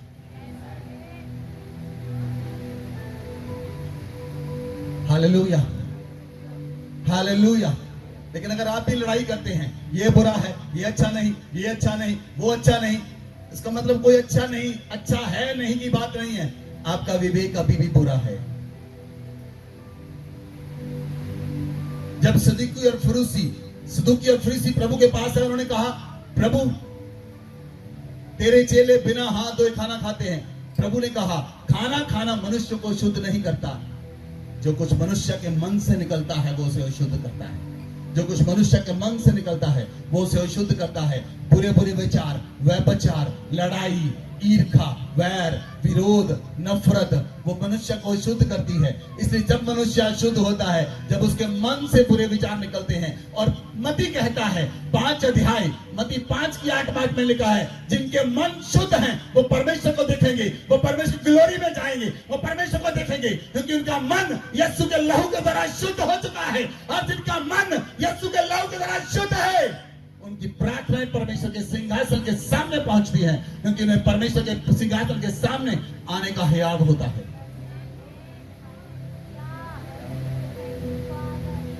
Hallelujah, hallelujah. अगर प्रियो आप अपने परिवार में, अपने घर में, अपने रिश्तेदारों से, अपने दोस्तों से, अपने पड़ोसियों से, अपने परिवार के लोगों से, अपने भाइयों से, अपने बहनों से किसी के साथ भी लड़ते हैं, तो इसका मतलब ये नहीं, इसका मतलब ये है आपका विवेक अभी भी बुरा है और आप उस विवेक से बुरी बातें निकल रही हैं। आपका विवेक शुद्ध नहीं हुआ।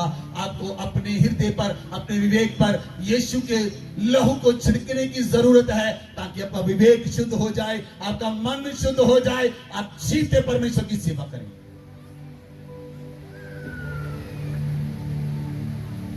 Hallelujah, hallelujah. लिसन प्रियो, जब मनुष्य का विवेक बुरा होता है, जब मनुष्य का मन बुरा होता है, तभी तो वो मुर्दा परमेश्वर की पूजा करते हैं। जिनके हृदय पर यीशु के लहू का छिड़काव लग चुका है, वो जीवित परमेश्वर की सेवा करते हैं, और परमेश्वर उन्हें हियाव देता है वो जीवित परमेश्वर की सेवा करें, और उनकी प्रार्थनाएं डायरेक्ट स्वर्ग में पहुंचती हैं। बोले आमेन, बोले आमेन, हालेलुया।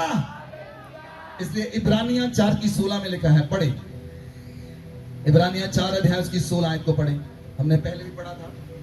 इसलिए आओ हम अनुग्रह के सिंहासन के निकट हियाव बांधकर इसीलिए जब आपके हृदय पर यीशु का लहू लगा हुआ है, आपके मन पर यीशु का लहू लगा है, आपका हृदय यीशु के लहू की तरह शुद्ध हो चुका है, तो इसलिए आओ हम अनुग्रह के सिंहासन के निकट, हम अनुग्रह के सिंहासन के निकट आए, हियाव बांध कर चले, हिम्मत बांध कर आए, कि हम पर दया हो, फिर आप पर दया होगी, और वह अनुग्रह पाए फिर आप वो अनुग्रह प्राप्त जो करेंगे आवश्यकता के समय हमारी सहायता करे, जो हर समय आपकी जरूरत को पूरी करेगा, वो आपकी सहायता करेगा, फिर आपके अंदर हियाव होगा। बोले आमेन, बोले आमेन, हालेलुया।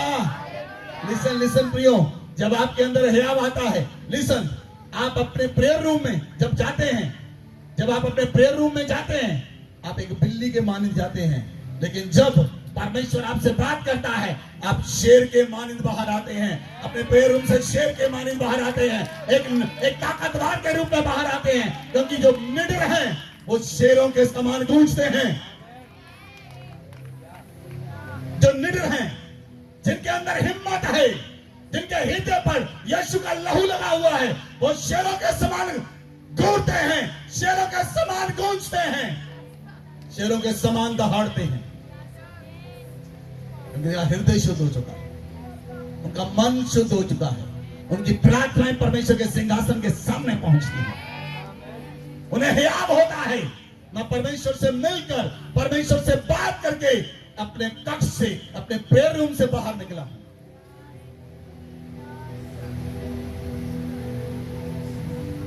Hallelujah, hallelujah. जा तो प्रियो आप संसार में फंसे रहें, लिसन, आप संसार में फंसे रहें और हमेशा कहते रहें ये बुरा है, वो बुरा है, ये अच्छा नहीं, वो अच्छा नहीं, जब सारी उम्र यही करते रहें, जा फिर आप बिल्ली के मानंद अपने प्रेयर रूम में जाएं और अपने हृदय को यीशु के लहू की तरह शुद्ध जल से हृदय को यीशु के लहू की तरह धुलवाकर शेर बनकर बाहर आए और दहाड़े और रूह को बचाएं। वो आपके लिए योग्य है।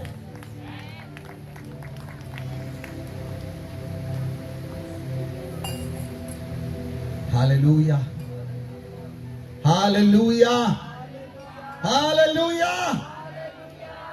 प्रेरितों के काम 4 अध्याय उसकी 13 आयत पढ़ें, जल्दी से पढ़ेंगे हम। प्रेरितों के काम 4 अध्याय उसकी 13 आयत। जब उन्होंने पतरस और यूहन्ना का साहस देखा और यह जाना कि ये अनपढ़ और साधारण मनुष्य हैं, तो आश्चर्य किया।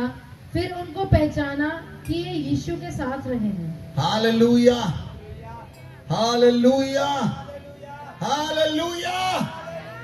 Listen listen listen. जब पतरस और यूहन्ना मंदिर में जा रहे थे, तो मंदिर के द्वार के ऊपर एक लंगड़ा बैठा हुआ था। जब पतरस और यूहन्ना ने कहा, पतरस ने कहा, सोना और चांदी हमारे पास है नहीं, क्योंकि हम संसार के ऊपर मन नहीं लगाते। अगर हम संसार पर मन लगाएं तो हम सोना चांदी कमाएंगे। हम संसार पर मन नहीं लगाते, इसलिए सोना चांदी हमारे पास है नहीं जो तू चाहता है, लेकिन जो हमारे पास है उसका नाम यीशु है, और उसके नाम से हम तुझे आज्ञा देते हैं, उठ और चल फिर। और लंगड़ा भागने लगा, लंगड़ा दौड़ने लगा। पतरस के अंदर हिया था, क्योंकि पतरस का हृदय यीशु के लहू के साथ जुड़ चुका था। पतरस के ऊपर पवित्र आत्मा आ चुका था।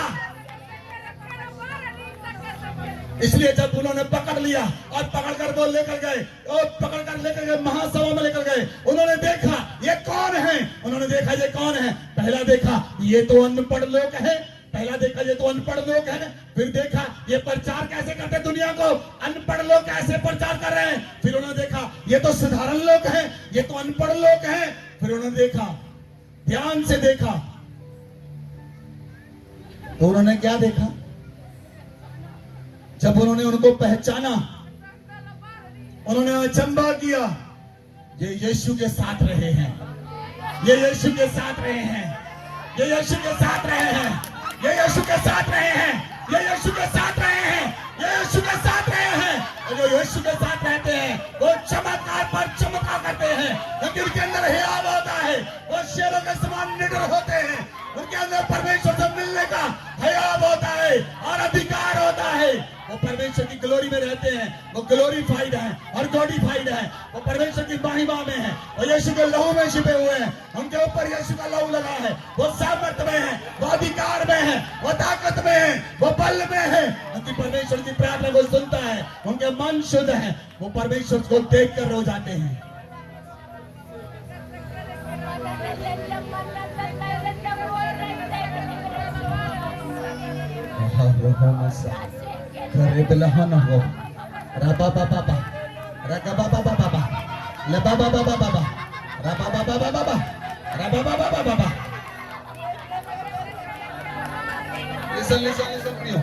ध्यान से सुनिए, ध्यान से।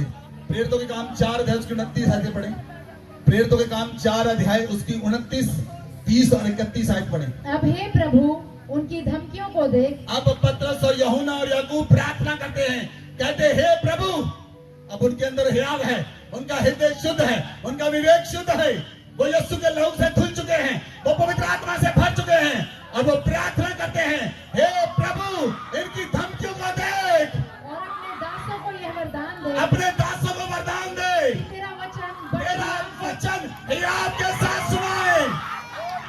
चंगा करने के लिए, चंगा करने के लिए तू अपना हाथ बढ़ा, प्रभु तू अपना हाथ बढ़ा, और चिन्ह और अद्भुत काम, चिन्ह और अद्भुत काम तेरे पवित्र सेवक यीशु के नाम से किया जाए। आमीन। आगे बढ़े, आगे बढ़े। जब वे प्रार्थना कर चुके, तो वह स्थान जहाँ वे इकट्ठे थे हिल गया, और वे सब पवित्र आत्मा से परिपूर्ण हो गए, और परमेश्वर का वचन हियाव से सुनाते रहे। हालेलुया। हालेलुया। लिसन लिसन प्रियो, जब आपका हृदय शुद्ध हो जाएगा, जब आप परमेश्वर से बात करेंगे, जब उन्होंने प्रार्थना की, बाइबल कहती है जब आप प्रार्थना कर चुके तो धरती हिल गई, धरती हिल गई। उनकी प्रार्थना के द्वारा धरती हिल गई।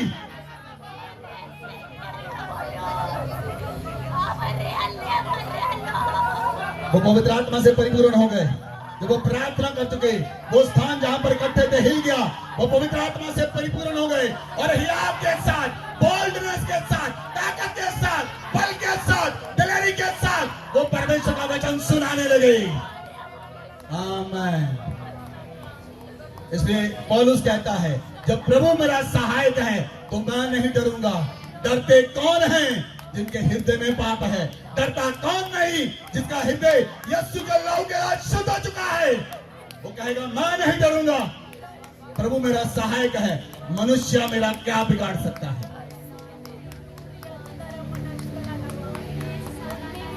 Hallelujah, hallelujah. लिसन प्रियो, धर्मी जन शेरों के समान निडर रहते हैं, धर्मी जन अधिकार रखते हैं, धर्मी जन राजा बन जाते हैं, धर्मियों के वास स्थान पर आशीष होती है, धर्मी को परमेश्वर आशीष देता है, धर्मी को परमेश्वर भूखे मरने नहीं देता, धर्मी पर परमेश्वर की आशीष से बनी रहती है, धर्मी के घर में धन रहता है, धर्मी पर विपत्ति नहीं आती, धर्मी लोगों को बचाने की ताकत रखता है, धर्मियों के वचन से लोगों का पालन पोषण होता है, धर्मी के वचनों से लोग चंगे होते हैं, धर्मी के वचनों में बुद्धि पाई जाती है। आमीन। आप सभी धर्मी हैं, आप सभी धर्मी हैं, आप सभी धर्मी हैं। यदि आज आपका विवेक बुरा है, आपको एक ही काम करना है, आज पवित्र आत्मा से कहना है, पवित्र आत्मा मेरे बुरे विवेक को यीशु के लहू से धो डाल, मेरा बुरा विवेक शुद्ध हो जाए, ताकि आपको परमेश्वर के निकट जाने का हियाव हो जाए। बोले आमीन, बोले आमीन, हालेलुया। लिसन लिसन प्रियो, मेरी ओर देखिए। मैं आपके साथ एक छोटी सी स्टोरी आपको बताने के लिए जा रहा हूं। एक अमीर व्यक्ति था, एक रिच व्यक्ति था,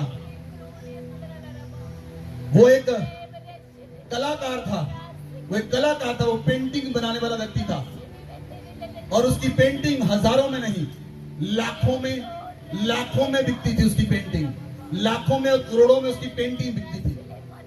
उसका एक बेटा था, उसका इकलौता बेटा, ओनली वन सन। उसका बेटा जो था, उसे भी पुरानी पेंटिंग्स को इकट्ठे करने का बहुत शौक था, और उसका बेटा जो था पुरानी पेंटिंग्स को इकट्ठा करता और उसे अपने संग्रहालय में, अपने ऑफिस में जमा करता, अपने पिता के ऑफिस में जमा करता, और वो अपने बेटे से बहुत प्यार करता था। और उसके बेटे ने जिद की कि वो आर्मी में जाएगा। उसने कहा, बेटा मेरे पास बहुत पैसा है, तुझे आर्मी में जाने की जरूरत नहीं। लेकिन उसका पिता अपने बेटे की जिद के आगे झुक गया और उसे आर्मी के अंदर चला गया, और उसे एक बहुत अच्छी पोस्ट मिली। वो आर्मी में एक मेजर था, और एक समय हुआ वियतनाम में, वो वहां पर रहता था, वहां पर युद्ध हुआ। उस बेटे को युद्ध के अंदर जाना पड़ा। वो आर्मी का मेजर था, इसलिए आर्मी के मेजर होने के नाते वो एक बटालियन का कमांडर था, और जब वो बटालियन कमांडर था, जब युद्ध में जाते हैं तो कमांडर जो है वो अपनी बटालियन की रक्षा करने के लिए वचनबद्ध होता है। और वो व्यक्ति जब उसकी सेना लड़ी और वहां दूसरे कंट्री के लोगों ने गोलियां बरसाई, तो उसने देखा मेरे को सिपाही मारे जाएंगे। वो भागा और उसने सिपाही को अपने कंधे पर उठा लिया। जब उसने एक सिपाही को अपने कंधे पर उठाकर लेकर आया, फिर दूसरे को लेकर आया, और वो सिपाहियों को बचाता रहा, ताकि वो सिपाही जो जख्मी भी हो गए थोड़े थोड़े, वो मर ना जाएं, वो उन्हें बचाने लगा। और जब वो ऐसे कर रहा था, एक गोली आई और उस लड़के को लगी, उसके हार्ट के अंदर गई और वो तुरंत मर गया। उसी समय वो लड़का मर गया। जब उसकी इंफॉर्मेशन उसके पिता को पहुंचाई गई और उसके पिता को बताया गया, तुम्हारा बेटा मेजर मर चुका है, उसका पिता रोने लगा, और उसका पिता बहुत रोया और सालों तक रोता रहा। एक दिन एक लड़का उसके घर में आया। उसने डोर को खड़काया, उसके पिता ने दरवाजा खोला। उसने कहा, आपने मुझे पहचाना? उसने कहा, मैं नहीं जानता, तुम कौन हो? उसने कहा, मैं वही जवान लड़का हूं जिसको तुम्हारे बेटे ने बचाया है। मैं वही जवान लड़का हूं जिसको तुम्हारे बेटे ने बचाया है। जब युद्ध हो रहा था वियतनाम में, तो तुम्हारे बेटे ने मुझे अपने कंधे पर उठा लिया और उसके हार्ट के अंदर गोली लगी, वो उसी समय मर गया। और मैं तुम्हारे बेटे के लहू के कारण, तुम्हारे बेटे की ताकत के कारण, तुम्हारे बेटे के कारण आज मैं जिंदा हूं और वो मर गया। उसने कहा, मैं उसके लिए कुछ नहीं कर सकता, लेकिन मैं उसके आपको एक गिफ्ट देने के लिए आया हूं।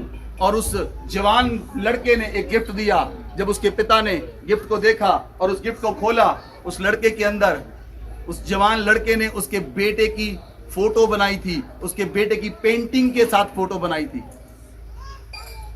वो खुद एक बहुत अच्छा पेंटर था, वो खुद एक बहुत अच्छा कलाकार था। वो अपने बेटे की पिक्चर को देखकर रोने लगा और उसने उस जवान व्यक्ति से कहा, मैं तुझे इसके बदले में कितना मूल्य अदा करूं? कहता, तुम्हें मूल्य अदा करने की जरूरत नहीं, तुम्हारे बेटे के लहू ने मेरा पहले ही मेरे जीवन का मूल्य अदा कर दिया है। तुम्हारे बेटे के लहू ने मेरा जो जीवन है वो तुम्हारे बेटे के लहू का देनदार है। तुम्हारे बेटे के लहू ने मुझे जीवन दिया है, मैं इसलिए जिंदा हूं। Hallelujah, hallelujah. और वो देकर चला गया और उस व्यक्ति ने उस बेटे की फोटो, वो जो पेंटिंग की, अपनी लॉबी में लगाकर रखी। और जितने भी लोग आते, जितने लोग उसके घर में पेंटिंग लेने के लिए आते, कलाकृतियों को लेने के लिए आते, वो दिखाता, ये मेरे बेटे की फोटो है। सबसे पहले वो अपने बेटे की फोटो दिखाता। लेकिन लोग उसके बेटे की फोटो में इंटरेस्ट नहीं रखते थे। जब वो व्यक्ति एक दिन आया, वो व्यक्ति मर गया। वो व्यक्ति मर गया और उसकी सारी प्रॉपर्टी की एक दिन नीलामी हुई और एक नीलामी करता आया। जब नीलामी करता आया तो उसने उन चीजों की नीलामी शुरू की। और जब वो नीलामी करता, स्टेज के ऊपर बैठा था, उसने सबसे पहले उस व्यक्ति के बेटे की फोटो रखी थी, जो उसके बेटे की फोटो, उसके बेटे की पेंटिंग थी। तो नीलामी करता ने हथौड़ा उठाया, उसने कहा, आप बोली लगाओ। ये बोली इस फोटो से शुरू होगी। ये उस महान व्यक्ति के बेटे की फोटो है जो महान कलाकार था, और उसके बेटे की फोटो है। आप $200 या $300 से बोली शुरू कर सकते हैं। लोगों ने कहा, हमें इस फोटो में कोई इंटरेस्ट नहीं, हमें उस व्यक्ति महान कलाकार के बेटे में कोई इंटरेस्ट नहीं है। हम महान कलाकार की दूसरी चीजों को लेना चाहते हैं, उसकी दूसरी पेंटिंग को लेना चाहते हैं, उसकी और कलाकृति को लेना चाहते हैं। हमें महान कलाकार के बेटे में कोई इंटरेस्ट नहीं। उसने कहा, नहीं, हम इसी से नीलामी शुरू करेंगे। और बहुत से लोग बोलने लगे, वो गुस्से में आए, इसे बंद करो, हम इसके लिए नहीं आए, इसे बंद करो और सही कलाकृति को आप बेचना, उसकी नीलामी शुरू करो। उसने कहा, नहीं, नीलामी इसी जवान बेटे के चित्र से शुरू होगी। और जब सब लोग गुस्से से भर गए और कोई जवाब नहीं दे रहा था, तो सबसे पीछे एक धीमे से आवाज आई। उसने कहा, $10। उसने कहा, $10। तो जब उसने ध्यान से देखा, उसने कहा, मैं बहुत गरीब हूं और मैं इसी घर में माली के रूप में काम करता था। मैं इतना अमीर नहीं, मैं बहुत गरीब हूं और इसलिए मैं इस बेटे की फोटो के चित्र के लिए $10 दे सकता हूं। $10 दे। नीलामी करता ने हथौड़ा उठाया। उसने कहा, कोई $20 लगाए मूल्य, कोई नहीं बोला। उसने फिर कहा, कोई $20 लगाए, कोई $30 मूल्य लगाए, कोई नहीं बोला, कोई नहीं बोला। और उसके बाद उसने हथौड़ा खड़काया और उसने कहा, ये पिक्चर $10 में बिक गई। और उसने हथौड़ा मारा और हथौड़ा नीचे रख दिया। और उसके बाद नीलामी करता ने कहा, अब नीलामी खत्म हुई। लोगों ने कहा, नीलामी कैसे खत्म हो गई? नीलामी तो अभी शुरू हुई है। ये तो केवल उस महान कलाकार के बेटे की चित्र के बारे में कहा था। उसकी जो महान कलाकारियां हैं, उसकी जो फोटोएं हैं, उसकी पेंटिंग है, उनका क्या हुआ? उसने कहा, मैं तुम्हें बताना चाहता हूं, जब ये नीलामी शुरू हुई तो मुझे एक वसीयत दी गई। मुझे जो वसीयत दी गई, उस वसीयत में यह लिखा था कि जो महान व्यक्ति के पुत्र की फोटो लेगा, उसको सारी संपत्ति का वारिस बना दिया जाएगा। इसीलिए अब इस व्यक्ति ने उस पुत्र की फोटो, उसका चित्र ले लिया है, इसलिए सारी संपत्ति और विरासत इस माली की होती है।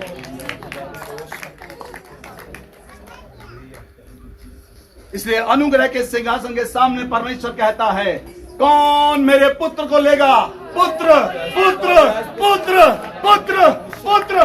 कौन मेरे पुत्र को लेगा? कौन मेरे पुत्र को लेगा? लोगों ने कहा, हमें पुत्र नहीं चाहिए, हमें पुत्र के हाथों से चंगाई चाहिए। लोग कहते हैं पुत्र नहीं चाहिए, हमें पुत्र के हाथों से संपत्ति चाहिए। लोग कहते हैं पुत्र नहीं चाहिए, उसके हाथों से हमें कर्जे से छुटकारा चाहिए। लोग कहते हैं पुत्र नहीं चाहिए, हम उसकी ब्लेसिंग चाहिए। परमेश्वर कहता, कौन पुत्र, पुत्र, पुत्र, पुत्र, पुत्र, पुत्र, पुत्र को लेगा? और बाइबल कहती है, जो कोई पुत्र को लेगा, जो कोई पुत्र को लेगा, वो सारी संपत्ति का वारिस बन जाएगा। उसको किसी चीज को खरीदने के लिए जरूरत नहीं पड़ेगी। जिसके पास पुत्र है उसके पास अनंत निराश है, जिसके पास पुत्र है उसके पास अनंत छुटकारा है। इसलिए कौन परमेश्वर कहता है मेरे पुत्र मेरे पुत्र मेरे पुत्र को लेगा। अब परमेश्वर पुकार रहा है, आपको पुकार रहा है। क्या आपको मेरे पुत्र के हाथों की चंगाई चाहिए? क्या मेरे पुत्र के हाथों की ब्लेसिंग चाहिए? क्या मेरे पुत्र के हाथों से आपको आशीषें चाहिए? क्या मेरा पुत्र चाहिए?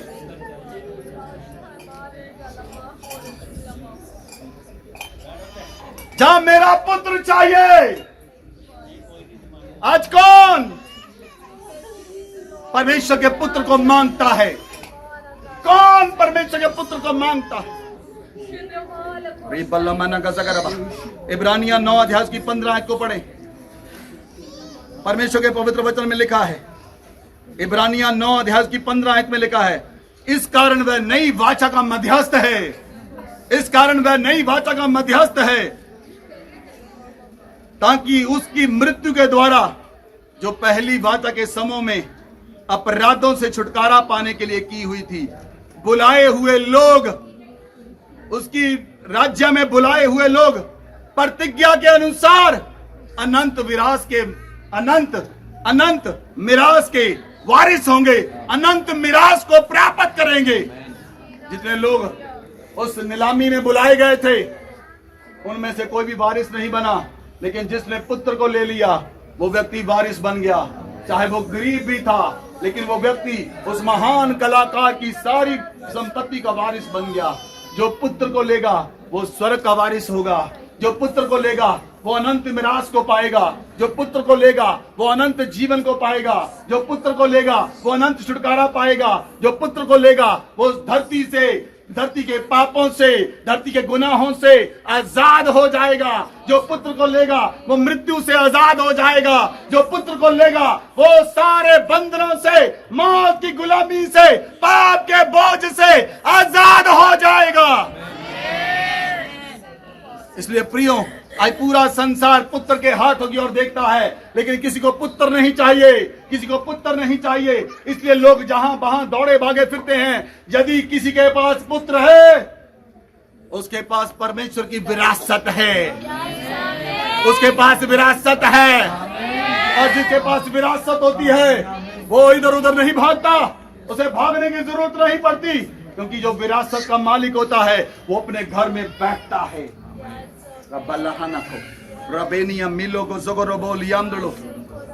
हालेलुया। इसलिए परमेश्वर की प्रतिज्ञाएं आपके अनंत काल के लिए आपकी अनंत विरासत है प्रियो। इसलिए जब वसीयतनामा लिखा जाता है, सुनिए प्रियो, जब वसीयतनामा लिखा जाता है तो वसीयतनामा लिखने वाले व्यक्ति की जब तक मृत्यु नहीं होती तब तक वसीयतनामा जो है वो काम नहीं करता।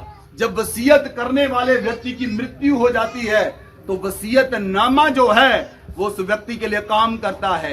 लेकिन जब तक वसीयत करने वाला जिंदा है तब तक वसीयत नहीं मिलती। इसलिए परमेश्वर ने अपना पुत्र धरती पर कुर्बान किया। अगर आप धरती पर और स्वर्ग में विरासत चाहते हैं तो उसके पुत्र के द्वारा आप अधिकारी हो सकते हैं, क्योंकि जिसके पास पुत्र है उसके पास पिता है। जिसके पास पिता है उसके पास पुत्र है। जिसके पास पुत्र है उसके पास विरासत है। जिसके पास विरासत है उसके पास छुटकारा है। जिसके पास छुटकारा है उसके पास अनंत मिरास है। अपने हाथों को उठाएं। पिता, आपका धन्यवाद करते हैं प्रभु, आपका धन्यवाद करते हैं। ये बातें परमेश्वर ने अपने प्रेम रखने वालों के लिए दी हैं। सब व्यक्ति इन बातों को समझ नहीं पाएंगे, सब लोग इन वचनों को समझ नहीं पाएंगे। ये बातें परमेश्वर ने अपने बेटों से प्रेम रखने वालों के लिए दी हैं। इसलिए पवित्र वचन में लिखा है, पहला पत्रस 1 अध्याय उसकी 4 आयत कहती है, परमेश्वर का पवित्र वचन कहता है, अर्थात एक अविनाशी और निर्मल और अजर मिरास, अविनाशी, निर्मल और अजर विरासत के लिए जो तुम्हारे लिए स्वर्ग में रखी गई है वो पुत्र के द्वारा तुम प्राप्त करोगे। अपने हाथों को उठाएं। Thank you father, thank you Jesus. O Lord, हम आपका धन्यवाद करते हैं उस अनंत मिरास के लिए, उस अनंत विरासत के लिए प्रभु, क्योंकि वचन कहता है जिसके पास पुत्र है उसके पास पिता है, जिसके पास पिता है उसके पास छुटकारा है, जिसके पास छुटकारा है उसके पास अनंत विरासत है। अपने हाथों को उठाएं, बोले thank you Jesus, thank you father, thank you father. क्योंकि यदि आप मसीह में हैं तो आप इब्राहिम के वंश के वारिस हैं और मसीह के संगी वारिस हैं। यदि आप परमेश्वर मसीह के हैं तो आप इब्राहिम के वंश के वारिस हैं और मसीह के संगी वारिस हैं। जब आप उसके साथ दुख उठाएंगे तो आप उसके पास उसके साथ महिमा भी पाएंगे, आप उसके साथ महिमा भी पाएंगे। जो ग्लोरी प्रभु के पास है, जब आप धरती पर पुत्र को कबूल करेंगे आप स्वर्ग में उसकी महिमा को भी प्राप्त करेंगे। वो महिमा हमें दी गई है जो स्वर्ग में पिता के पास है, जो स्वर्ग में पुत्र के पास है, वो उसके और भी बेटे और बेटियों को दी गई है। क्योंकि वही विरासत, वो विरासत हमारी परमेश्वर की ग्लोरी है, वो विरासत हमारे लिए अनंत जीवन है, वो विरासत हमारे लिए स्वर्ग में रखी गई मिरास है। अपने हाथों को उठाएं, बोले थैंक यू जीसस। आपका धन्यवाद करते हैं पिता, इस विरासत के लिए, इस जीवन के लिए, मध्यस्थ के लिए। यीशु मसीह हमारे लिए मध्यस्थ बना। वो ऐसा मध्यस्थ है जिसने मेरी कब्र से मुझे निकालकर, मेरी मृत्यु से मुझे छुड़ाकर, उसका लहू मेरा मूल्य बना और उसने मुझे मृत्यु से आजाद कर दिया। और वो मृत्यु यीशु ने खुद ली और मुझे अनंत छुटकारा दिया, मुझे परमेश्वर का पुत्र बना दिया। क्योंकि जो कोई परमेश्वर पर विश्वास करता है, यीशु पर विश्वास करता है, यीशु उसे परमेश्वर की पुत्र और पुत्रियां बनाने का अधिकार देता है। आप परमेश्वर के पुत्र हैं, आप परमेश्वर की पुत्रियां हैं। जिसके पास पहलौठा पुत्र है, जिसके पास इकलौता पुत्र है, वो पिता की राज्य का वारिस है। उसके पास पिता की अनंत मिरास है, उसके पास पिता का अनंत छुटकारा है, उसकी पिता के पास पहुंच होती है, उसकी प्रार्थनाएं पिता के पास पहुंचती है, उसको पिता के पास जाने का हियाव है। वो किसी मनुष्य से नहीं डरता, वो किसी जानवर से नहीं डरता, वो किसी व्यक्ति से नहीं डरता, वो बीमारियों से नहीं डरता, वो गरीबी से नहीं डरता, वो पाप से नहीं डरता, वो शैतान से नहीं डरता, क्योंकि उसको पिता के पास जाने का अधिकार है। उसको पिता के साथ बात करने का अधिकार है, उसको पिता के पास जाने का अधिकार है और पिता उसकी सारी प्रार्थनाओं को सुनता है और उसे उत्तर देता है। इसलिए जिसके पास पुत्र है उसके पास पिता है, जिसके पास पिता है उसके पास पुत्र है। इसलिए पुत्र उसे अधिकार देता है, मैं तुझे अपनी सारी विरासत का अधिकारी ठहराता हूँ। इसलिए यीशु मसीह ने कहा, हे पतरस, क्या तू मुझसे प्रेम करता है? पतरस ने कहा, हाँ प्रभु मैं तुझसे प्रेम करता हूँ। पतरस ने कहा, हाँ प्रभु मैं तुझसे प्रेम करता हूँ, हाँ प्रभु मैं तुझसे प्रेम करता हूँ। तो प्रभु ने कहा, मेरे मेमनों को चरा। फिर प्रभु ने कहा, हे पतरस तू मुझसे प्रेम करता है? पतरस ने धीमे से कहा, हाँ प्रभु तू जानता है मैं तुझसे प्रेम करता हूँ। प्रभु ने कहा, मेरी भेड़ों की रखवाली कर। फिर प्रभु ने कहा, हे पतरस तू मुझसे प्रेम करता है? पतरस उदास होकर कहता, हाँ प्रभु मैं तुझसे प्रेम करता हूँ। तो प्रभु यीशु ने कहा, मेरी भेड़ों को चरा, मेरी भेड़ों को चरा, मेरी भेड़ों को चरा, मेरी भेड़ों को चरा। जो पिता से प्रेम करता है, जो पुत्र से प्रेम करता है, पिता और पुत्र उसे अपनी भेड़ों को चराने के लिए अधिकार देते हैं, उसे अनंत मिरास देते हैं। इसलिए पिता कहता है, मैं जाति जाति के लोगों को तेरी संपत्ति होने के लिए, राज्य के लोगों को तेरी निज प्रॉपर्टी होने के लिए दे दूंगा। अपने हाथों को उठाएं, अगर आपको समझ आई है, इस बात की समझ आई, अपने हाथों को उठाएं, बोले थैंक यू जीसस।